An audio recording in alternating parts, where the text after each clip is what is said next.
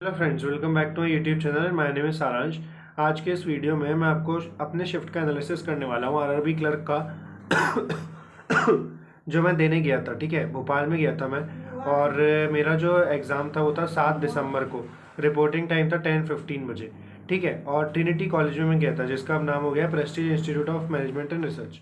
तो आज के इस वीडियो में मैं आपको बताऊंगा कि मैंने कैसे क्या अटैम्प्ट करे दोनों सेक्शंस में, और टोटल स्कोर मेरा क्या रहने वाला है, और मेरा सिलेक्शन होगा या नहीं होगा।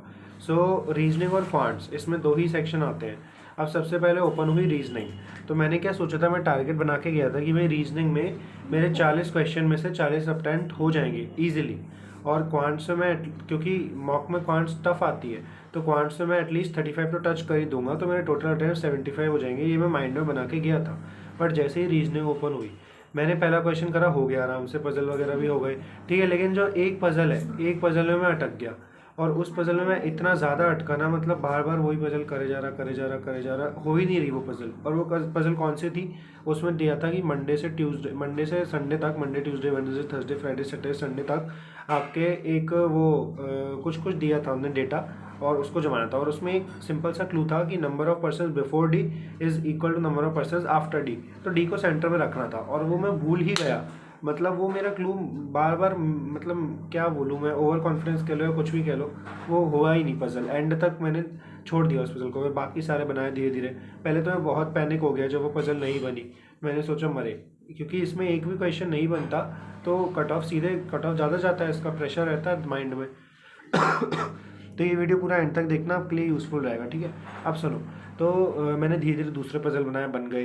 फिर मैंने मिसलेनियस करे, मैंने पजल को नहीं छेड़ा, फिर भी बहुत सारे पजल बचे थे मेरे। और टाइम इतना कम बच रहा था ना, मैं बता नहीं सकता आपको। जबकि रीजनिंग के मॉक में आप अगर रिलेट कर पाएंगे तो रीजनिंग में टाइम ज़्यादा बचता है। फिर एक बॉक्स बेस्ड पजल थी। ठीक है, सेंटर में बैठा था, उसमें बहुत ईजी पजल थी, वो 1-2 मिनट में बन गई। उसके बाद अपनी और 2-3 पजल थी। ब्लड रिलेशन थी। ब्लड रिलेशन लोग कह रहे हैं बहुत टफ आई थी, जबकि मुझे आसान लगी। मेरे वजह से फटाफट बन गई ब्लड रिलेशन भी। ठीक है, मिसलेनियस क्वेश्चन थे, अच्छे अच्छे थे, तो वो भी बन गए। इनइक्वालिटीज़ थी, बन गई। सिलॉग्स थे, बन गए। सिलॉग्स में क्या था ना, अब सिलॉग्स में मतलब मेरे को लग रहा है सिलॉग्स के अच्छे क्वेश्चन थे। 4 क्वेश्चन थे।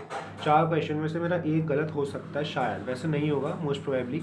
अब बात करते हैं क्वांट्स की। तो क्वांट्स में भाई साहब मतलब सिंप्लीफिकेशन भर भर के था। ठीक है, नंबर सीरीज इतनी गंदी थी हमारी शिफ्ट की, पूछो मत। नंबर सीरीज में हमें मतलब कुछ भी नंबर सीरीज दे रखी थी, रॉन्ग नंबर सीरीज। ठीक है, 5 क्वेश्चन उसके, मैंने 5 स्किप कर दिए। सोचो, मतलब वो 5 ही गए मेरे। ठीक है, अब मेरे क्वांट्स में अटैम्प्ट्स कितने थे, 31 अटैम्प्ट्स थे टोटल। अरिथमेटिक भी अच्छी खासी हो गई थी, लेकिन थोड़ा मैं रॉन्ग नंबर सीरीज पर अगर अपना टाइम वेस्ट नहीं करता ना, तो मैं थोड़ी सी और अरिथमेटिक कर लेता।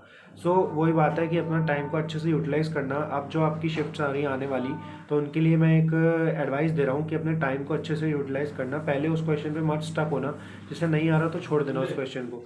अब दोबारा से वो क्वेश्चन मत करना। ठीक है, और ईगो पे मत लेना। हालांकि मैंने भी नहीं लिया कोई से क्वेश्चन को ईगो पे, बट लास्ट में रिट्राई करा ना वही क्वेश्चन, उसके अलावा मैं दूसरे क्वेश्चन कर सकता था। ठीक है, तो अरिथमेटिक में डुएबल थे क्वेश्चंस। डीआई दोनों बहुत इजी थी। ठीक है, नंबर बेस्ड डीआई थी और टेबल बेस्ड डीआई थी, तो वो फटाफट हो गई थी। और परसेंटेज बेस्ड भी थी 1-2, तो बहुत इजी डीआई थी। ठीक है, डीआई में इतना कोई दिक्कत नहीं क्वांट्स में। बाकी ओवरऑल मेरा अटैम्प्ट 65 रहे हैं आउट ऑफ 80, जबकि मुझे लग रहा है मेरा सिलेक्शन नहीं होने वाला है। क्योंकि ऐसा इसलिए है क्योंकि इसका जो कट ऑफ है वो हाई जाता है। 70+ अगर मेरे अटैम्प्ट्स होते ना, तो मैं एक रेस में रहता, ऐसा मुझे लगता है। अब क्या पता हो भी जाए, बट वही है कि ऑल एवरीथिंग गॉड नोज।